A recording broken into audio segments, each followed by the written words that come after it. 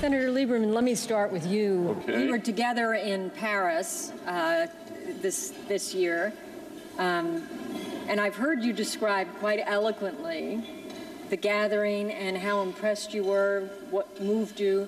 Can you talk a little bit about your impressions from the Paris conference? And also, you've been an advocate together with I and others for Camp Liberty. Would you also talk about Paris and Camp Liberty a little bit? It was actually an extraordinary experience for me and my wife. The first thing is, you know, I've been blessed in my life. I've been a U.S. Senator. I ran for Vice President. In 2000, I spoke to very big audiences. I have never spoken to more people at once in my life than I did at that meeting in France of the National Resistance of Iran. And that was 100,000 people. And from all over the world, obviously probably some more proportionally from Europe, because Europe was where it was, a lot of people from America, a lot from Connecticut, but really beyond, numbers do say something, which is an expression of the global interest in this cause of a free Iran. And I was very impressed by, beyond the numbers, the substance of what was talked about. It was the first opportunity I had to meet Mrs. Rajavi. She is really a brilliant leader, very principled leader, very charismatic leader. This is a regime that says that it is religious, and yet to me, and it's expressed in our Declaration of Independence, the most profound religious belief is that we're all here not by accident, but as the creation of God. And each one of us, every person, deserves those rights to life, liberty, and the pursuit of happiness, and this regime every day denies those rights to its political opponents, to women, to minorities. You could go on and on. And that, the contrast between the Islamic Republic of Iran and the program of the national resistance, as stated by Mrs. Rajavi, was quite moving. So it was an extraordinary transformational day. Let me just say a quick word about Camp Liberty. And this is very important. I know you've done it over the years. You've got to keep doing it. So you still have, as you well know, in the government of Iran, the people who have of Iraq, the people who have responsibility for oversight of what happens at Camp Liberty are the people who are still essentially, they're very close to Iran, let's put it that way, and they're doing Iran's work. So there's another reason, of course, why America has to take the lead in protecting the people of Iran. It's because of Camp Liberty. It's because they are there and being mistreated according to every standard of human rights and decency because the United States broke a promise to them that if they gave up their weapons and left Ashraf and went to Camp Liberty, we would protect them. We haven't. And, you know, the more I follow and I've been involved in foreign policy, the more I feel like the best foreign policy is the policy that you and I would follow in our lives and want to follow in our lives. We're loyal to our friends. We know who our enemies are, and we're cautious with them. We'd like them to become our friends, but we're not going to sacrifice our friends for that. And when we make a promise, we keep it. Jack, let me ask you about promises, commitments that we as a U.S. government, when we were still in government, we exhorted the MEK at Ashraf to give up their weapons in exchange for our security. And over time, we abrogated that promise. What do you see as kind of the U.S.'s obligation, to the continuing obligation to those that we left behind without the security with the Iraqi regime? Yeah. Well, that certainly is an issue, and Iraq in general is an issue in terms of an abdication. Promises made and promises kept, and a commitment to Iraq in general. When this administration took over in January of 2009, what remained in Iraq was a relatively stable security situation, but a political process that needed to grow and develop. And it was really in its infancy, and it had its first leader, who was not a very desirable leader, who was a nefarious character, to say the least, talking about Maliki. And what needed to happen was the growth and development of a political class that was sensitive and determined to power share and also develop a bureaucracy that could attend to its people. When we ended conflicts in the past in Germany, Japan, Italy, Korea, Bosnia-Herzegovina, the Philippines, we left military forces there, not necessarily for security, but for influence. And we chose not to do that here, and we also pulled away from, unknown to many people in this country, we pulled away from Iraq geopolitically. And it was just one of the most irresponsible strategic blunders we ever made. And we did that right on the heels of the broken promise dealing with the residents of Camp Liberty. So our record here of not doing what's right is pretty significant.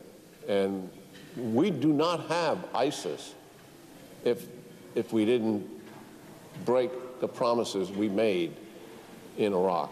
That's the reality of it. I know for a fact, because I was there assisting General Petraeus. So our policies as it pertains to liberty, our policies as it pertains to Iraq, has created a significant challenge in the Middle East. What do you think of this notion of trying to enlist Iran's help now in fighting ISIS? They want to be able, they want America, as I think they were able to achieve in terms of their geopolitical objective. They wanted a stable but weak Iraq that was under their influence, and America not present. They pretty much got that. But now they have ISIS, and they don't want that. So their national interest certainly is go back to what they had before, a stable but weak Iraq, and certainly not ISIS dominating over a third of the country. So it's in their national interest to do something about ISIS. And it's in our national interest to do something about it as well. That doesn't mean for a minute, though, that we should join together. I find that morally reprehensible, that we could ever sit down across the table with them and begin to coordinate an effort towards a common objective, which is the defeat of ISIS. That can never be done because of the record of what they have done to us, the thousands of Americans that they have killed, and what they stand for as a repressive regime. We do not sit down and work with them. I understand diplomats who look at this and want to look the other way and want to push aside that record for the convenience of near-term diplomacy. But either we stand on this record and we stand for our values, or we don't. And there is no reason that we should be persuaded by that diplomatic logic to coordinate and begin to fight a war together with them. It is reprehensible to do that. We have our interests, and we should carry out those interests. Just very quickly, just to tell you, if we make the decision not to, as we have, not to use combat brigades in Iraq, which I agree with, I think it's something you would have to maybe eventually do, but I would try to do what the administration is doing, and that is work with the indigenous forces in Iraq. Peshmerga, Iraqi security forces, and Sunni tribes. But the problem with that is a very weak hand, very weak hand. And what we need to do is strengthen that hand, and we should be all in strengthening it. Why? Because we don't want to commit ground combat brigades. We want to avoid that. So let's strengthen the hand. not hundreds of advisors, thousands of advisors on the ground, frontline troops, assisting the use of air power, helping them to develop coherent operations. When we're with the Iraqis, they fight. And they fight pretty good. But we're not doing any of that. We're doing half measures. And Iran is having what I think is undue influence, and it's very disturbing. Senator Lieberman? Let me just add a word to what General Keenan said. I agree with everything he said. But when you think about it, the idea that the United States would cooperate with the current regime in Iran to fight ISIS is the ultimate in shooting ourselves in the foot, in hypocrisy. In other words, the idea would be that we would join with what our own State Department says is the #1 state sponsor of terrorism to fight terrorism? I mean, it's just ridiculous.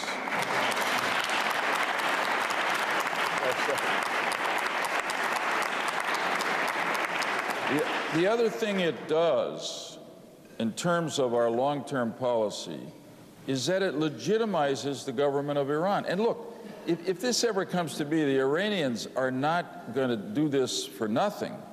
They're going to ask for us to bend over more in negotiations on nuclear weapons. And implicit in this is the worst thing of all. If we begin to cooperate with Iran, this regime, against ISIS, it will effectively mean abandoning what must be, by virtue of who we are as Americans, our clear goal, which is to get rid of the regime that is now tyrannizing the people of Iran. That has to be our goal.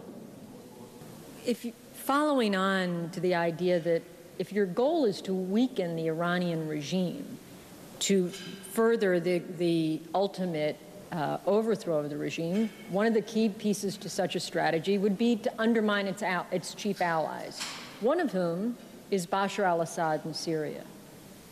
And we don't seem, the administration has been, to be most charitable, they've been unclear.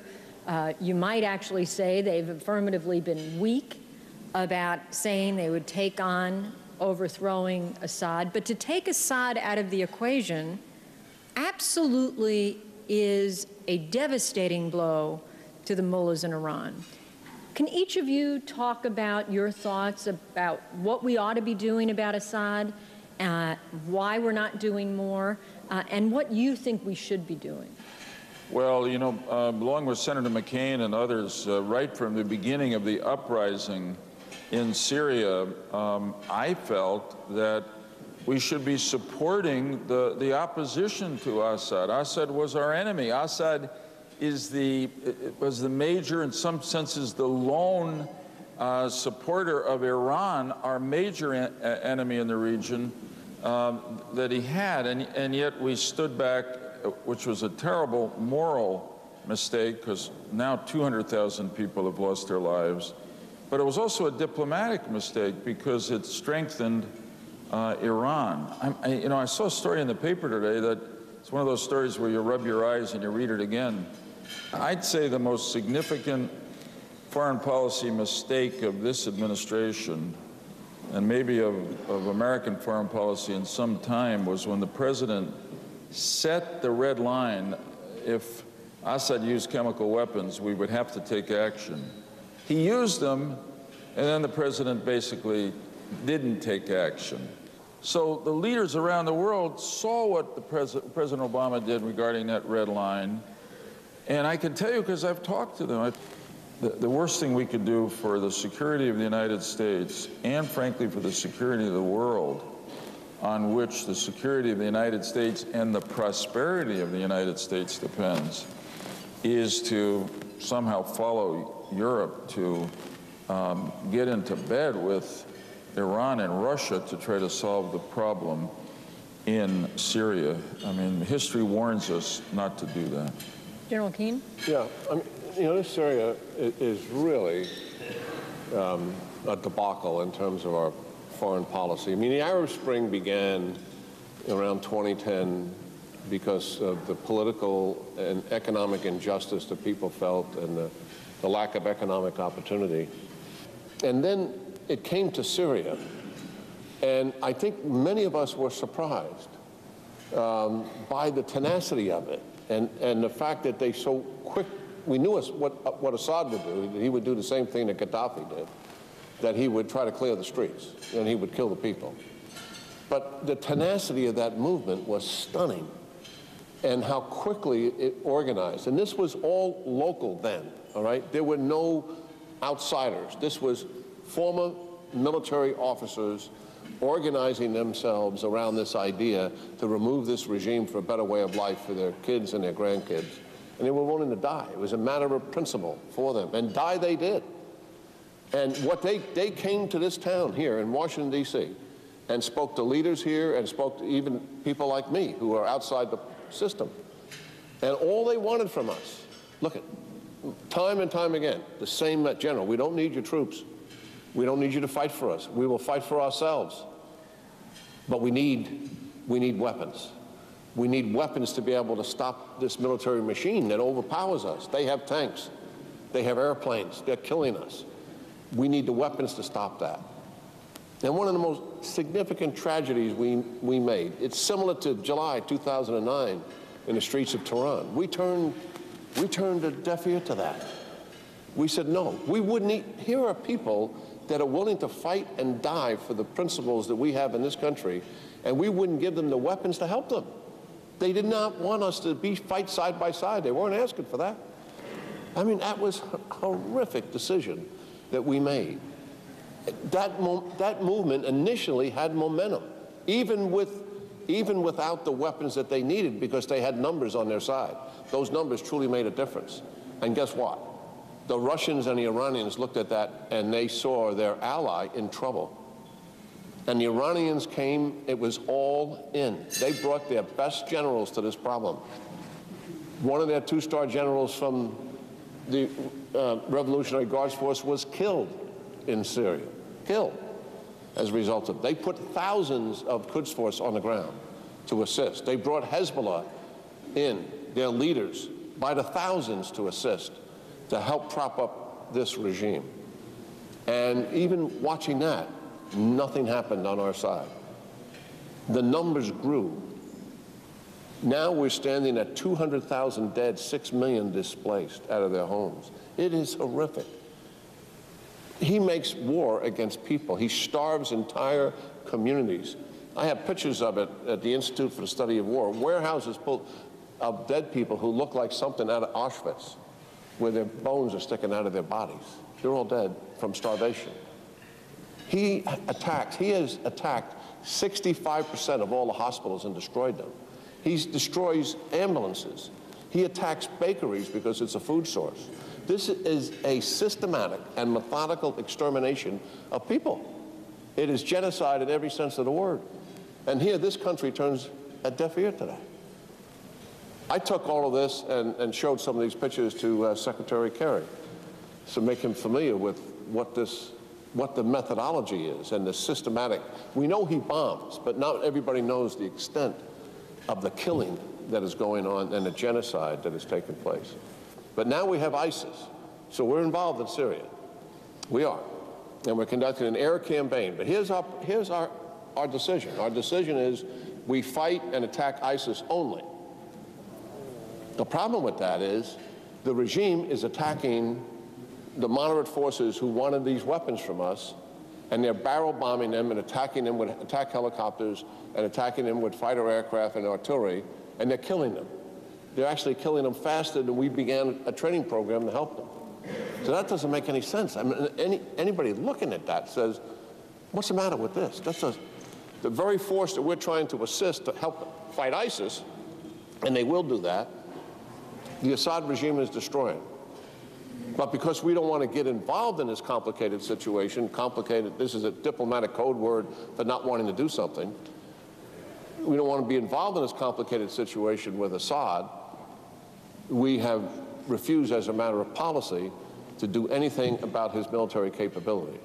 We have the capability to shut down his air power in a matter of days. I know that for a fact. I laid a plan out in front of Senator Levin and Senator McCain about 18 months, 2 years ago. And that would make a material difference here. So our policy as it pertains to the regime, the Assad regime, is wrong. And this is one person who will not bend on this policy, and it's the President of the United States. You know as well as I do that in the summer of 2012, then Director Petraeus gave a briefing to Secretary Clinton, to Secretary Panetta, and to General Dempsey. They all agreed then that we should come to the aid and assistance of the Free Syrian Army. They took that briefing to the President of the United States, and he said no. And that's where we stand until just recently, because of ISIS, now we're willing to assist. But we, in those ensuing years, 3 years of ignoring the plight of what has taken place in Syria, we have paid a dreadful price for that in helping to prop up this regime. And the Iranians are the reason why Assad is still in power, as well as the Russians. He desperately needed them when the momentum was on the side of the rebel forces.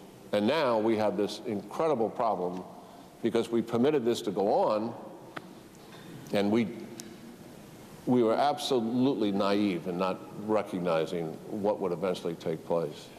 There's no easy solution here, but our policy still, to this day, is fundamentally flawed in not dealing with Assad. Thank you, General Keane. General Keane, let me ask you, on the subject of ISIS, what does success look like? How do we, similar to the question I asked about the Iranian regime, where do we go from here and how do we get there? Yeah. To do this, you have to have a comprehensive strategy to defeat them. Military is part of that, and it has to be. And, you know, people say, well, there's no military solution. Well, the military portion of the solution is very significant, and we cannot underestimate it. Military is always used to accomplish political objectives. Defeating Nazism was all about that, and other wars that we fought. So when people say, well, there is no military solution, that is a simplistic statement that belies what the truth really is. All that said, we do need a comprehensive strategy to undermine their ideology, to take away their money, to counter the narrative that they have out there. And we certainly have the capability to remove them from the territory in Syria, which will take longer if we're not willing to truly support a ground force. So success is regaining control of the lands that they are now in control of and returning those lands, those towns, those cities to a political regime that wants to support their people. But we will still have a radical Islamic movement in the Middle East. It'll be by another name. And the reason is because for 2 administrations now, we've never developed a comprehensive strategy to defeat radical Islam, which is really the umbrella issue. The fact of the matter is, we sit here now, 13 years after we began to really identify radical Islam as what it truly is. And we now have an administration that won't even admit what it is, won't even define it, much less have a strategy to defeat it. We need a strategy that enlists the assistance of those in the region to push back against this in their countries, and we have to assist them to do that. I think we have to provide some moral leadership to do that. We have to provide some training of their military forces to assist them. We know how to do this. Many of them do not. They have conventional militaries. We should form political and military alliances to do this. Share intelligence, share technology, share training, partnerships, etc. I'm not talking about U.S. forces going into North Africa or in the Middle East and fighting them. I'm not doing that. But I am talking about coming together against this ideology. I mean, there's a thing called political correctness going on that you can't even talk about it in the way that we should be able to talk about it. So dealing with ISIS, it's a manageable problem. And if we organize and we commit and we have the resolve to do it, we can. But there's a larger problem out there that we're not facing. and that is radical Islam. And it will come at us again by another name if we don't face up to it. I just want to quickly add a thought which Jack's insight inspires, which I know you know, but maybe it's important that you stress it and think of yourself this way.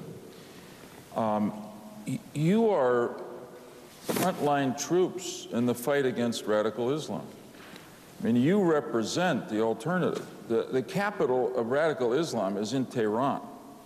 In your opposition to them, and this is not vague, the program that the National Resistance, MEK, the program that I heard Mrs. Rajavi express in France that day is a program, an alternative, an Islamic alternative to radical Islam. You're part of the hope for the future. My wife was really inspired by that, our visit there. I must be honest and say for two reasons. She thought the program of the movement was great, and she loved the fact that the movement is led by a woman.